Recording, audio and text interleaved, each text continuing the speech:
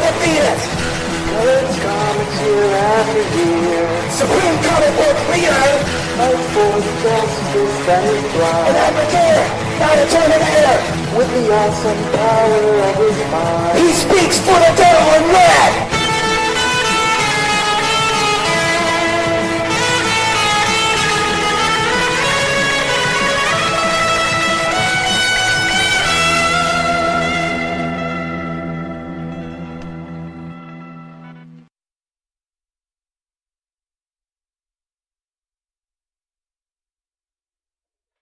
This is the Fan Without Fear Completist Retrospective.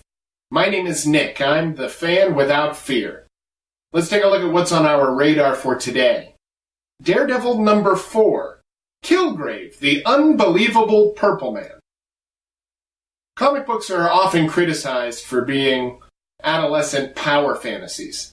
And if that's true, Killgrave is a pretty serious villain. Also, as a side note, David Tennant, the actor who, if you're younger than me, is probably your favorite Doctor Who, is scheduled to play the Purple Man on the new Netflix series, aka Jessica Jones, based on the comic book series Alias. But let's take a look at the first appearance of the Purple Man as he encounters Daredevil.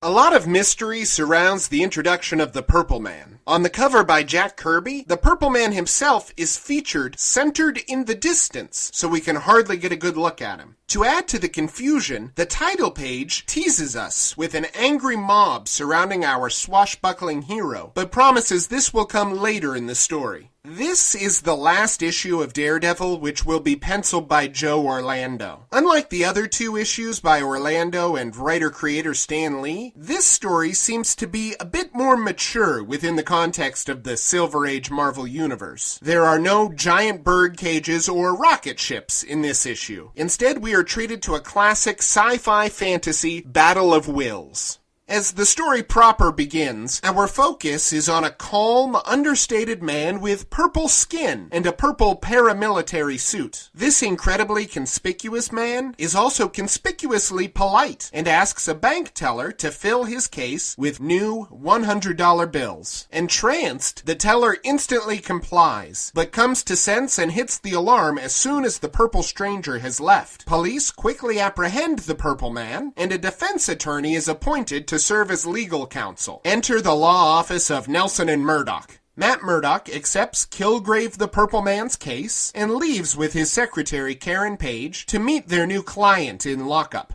As they approach Killgrave's cell, Matt gets a strong image of the Purple Man and his greedy intentions. This ability to read people's auras would soon be dropped from descriptions of how Matt interprets sensory information, which I think is best because this idea borders on a telepathic or prophetic quality, which strays too far from the basic concept of heightened physical perception. Once Killgrave gets a look at beautiful blonde Karen, he decides he would no longer like to remain in prison and tells the guard to release him. Further, he tells Karen to accompany him. To Matt's awe, the Purple Man has the power to make other people obey him in anything he asks. Only Matt's elevated senses give him the ability to resist Killgrave, but it does require an effort for our thoughtful hero to do so. Making a quick change to his yellow costume, Daredevil quickly catches up to Killgrave and confronts the mysterious man. The unusual villain becomes extremely frustrated as Daredevil is the first man he has met who could resist him, but easily finds a solution and calls for the pedestrians of New York's crowded streets to attack Hornhead as a mob.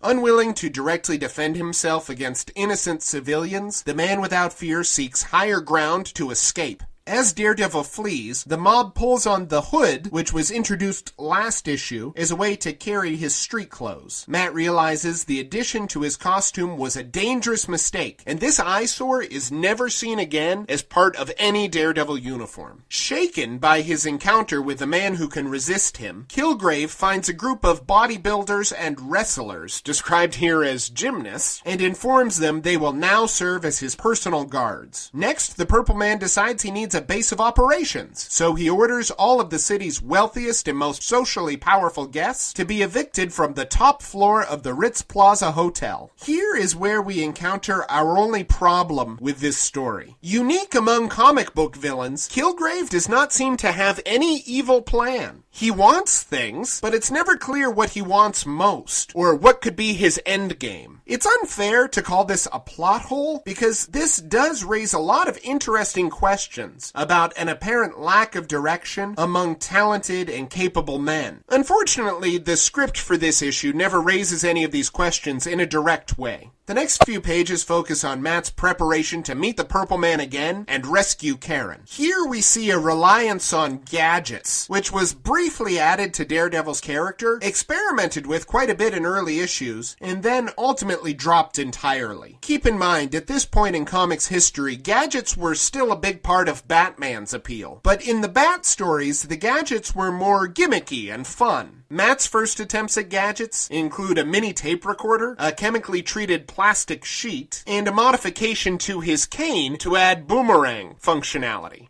I don't know. Just go with it. When Daredevil strikes at the Purple Man's penthouse, the gadgets are utilized exactly in the ways you'd predict. But the Man Without Fear's greatest weapons are still his fists. He beats up the unwilling guards, uses his cane to block Killgrave's escape, and then starts beating him up too. Karen is the Purple Man's only leverage, and he orders her to the edge of the rooftop to await a command to jump. Seemingly defeated, Matt asks Killgrave to tell his origin story. Egomania obliges the Purple Man to explain he was a spy for a foreign power. During a failed mission, Killgrave found himself in a gun battle, which resulted in a chemical accident. While being arrested by the military, the spy muttered a nervous claim of innocence, and thus accidentally discovered his new power to control others' wills. Daredevil records the entire confession with the mini-tape concealed in his cane, and then proceeds to hit the Purple Man with said cane. True to his word, Killgrave tells the girl to jump off the roof, but Dee Dee jumps along with her and safely guides Karen to a window washer scaffold. Daredevil allows Killgrave to catch up with him on the street, and wraps the villain in his chemically treated sheet to block his purple power, which works because science. In a final indignity, the news media asks Daredevil to pose with the captured criminal like a proud fisherman.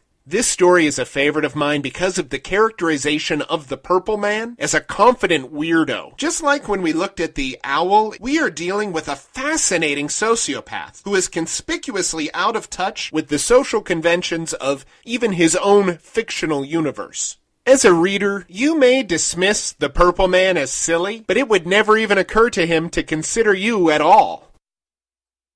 In the comics, that's the last we see of the Purple Man for a while, but he does turn up again, and we'll see him quite a lot when Daredevil moves to San Francisco.